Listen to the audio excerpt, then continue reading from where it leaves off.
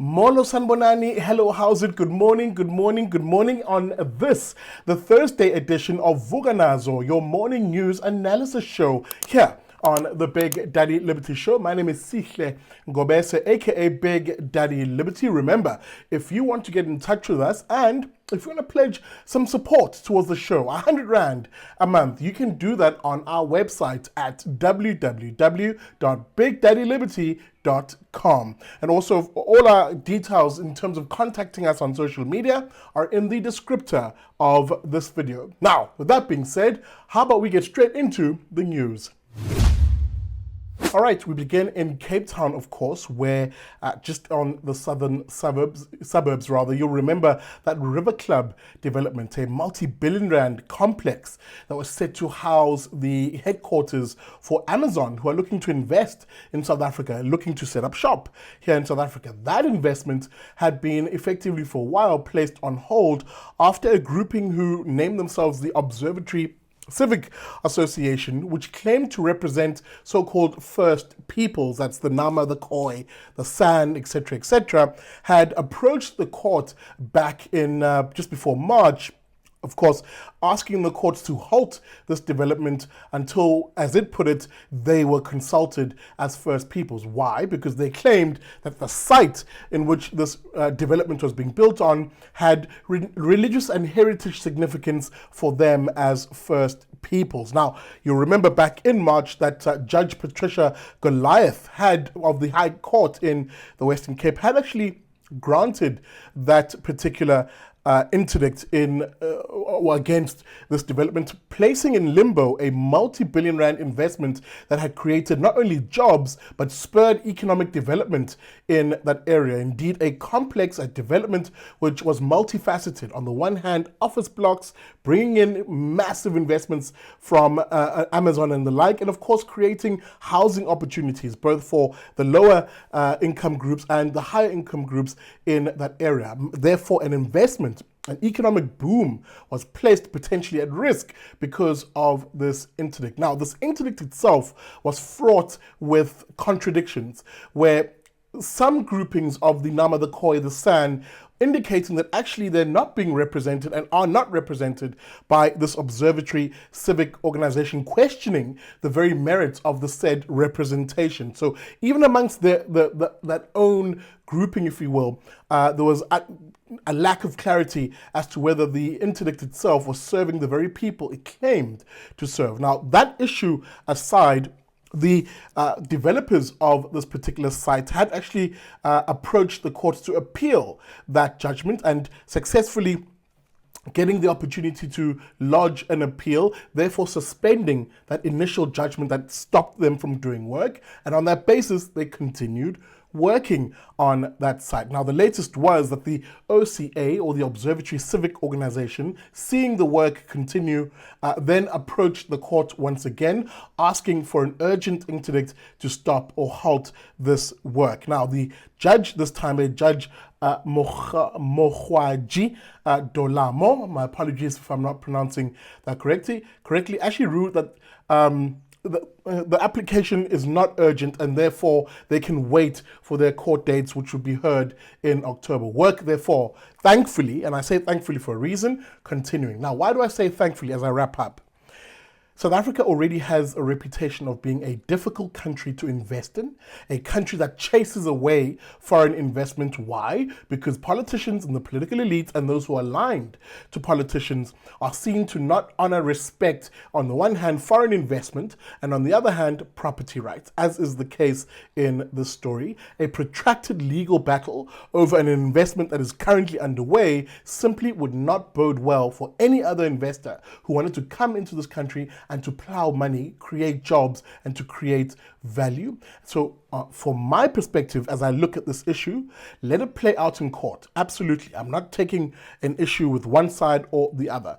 My issue here is, let us not have a protracted court process, if you will, that draws out and risks seeing foreign investment, such as Amazon in this case, simply saying hands off South Africa and choosing not to invest here. Because who is hurt by that? On the one hand, it is you and I, ordinary citizens who are desperate to see more job opportunities and not less. And compromise in this issue is much easier than seeing the wholesale stopping, the wholesale rejection of development and investment, as is often, sadly, the case in this country.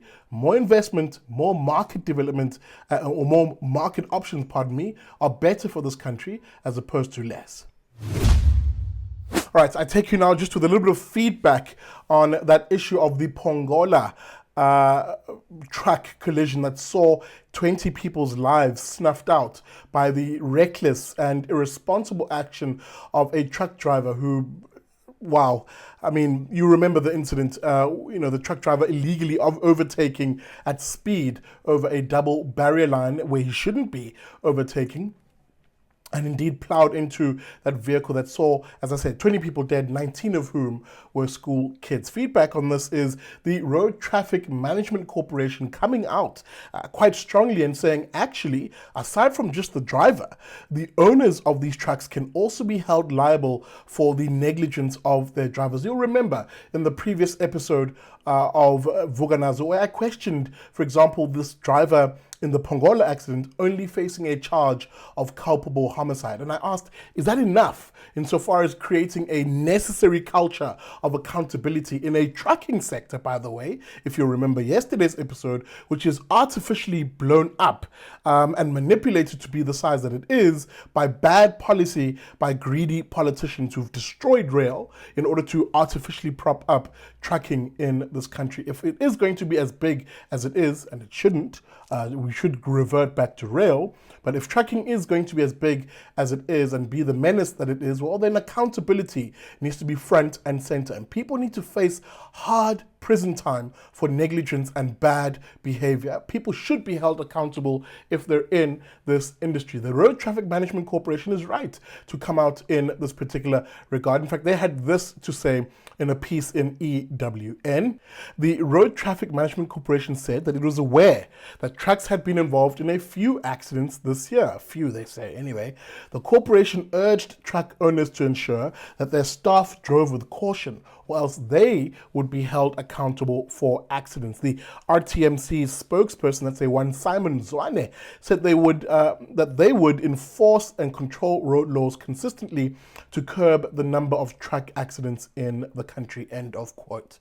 Now, it's all fine and well for them to say this. It's cute for them to say this, but there's a massive difference between words and actions, and so far, and this is where I'll be critical, the RTMC, pardon me, has simply not played its role, which is critical of law enforcement. The state has a critical role to play in being the police, if you will, insofar as this case, actually to be more specific, enforcing the law. And there is a failure from the state in this regard to see exactly that. And this is why we're seeing these kinds of accidents. So yes, on the one hand, I will support the RTMC coming out and saying that it will hold owners also liable, but I'm also going to implore them to do more than just speak about it and actually do something.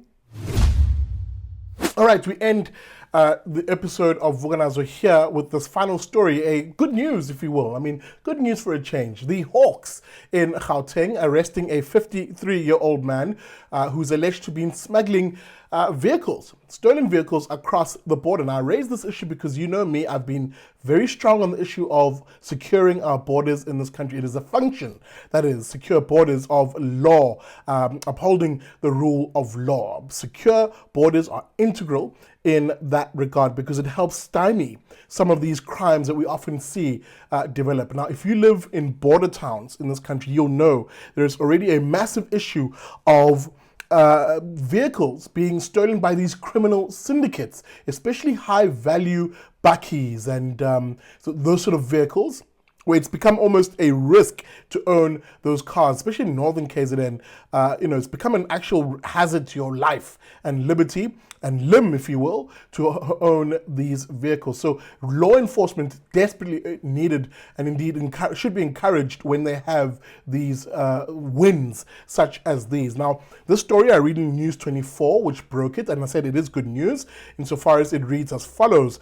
Now, Enoch Kalabangwe appeared in the Bronco Sprite Magistrates Court on Tuesday after he is arrested in Babsfontein on Friday. Officers allegedly found him driving the stolen bakkie and intercepted him when he tried to evade arrest. Wow, that must have been a rather interesting car chase. 2 trucks, both of which had been hijacked, were also found. Well done, Hawks. Another bakkie was also recovered on that Monday. End of quote. Now, a host of things were found in the possession of these alleged criminal individuals, including fake number plates, fake documents, multiple cell phones also being confiscated. Again, me just simply saying kudos to the Hawks for this work. This is the kind of police work that we should be supporting as we rebuild, hopefully, and I say this hopefully because I recognize that these are far and few between wins, but I'll celebrate them nonetheless in the commissioning of rebuilding law and order in this country.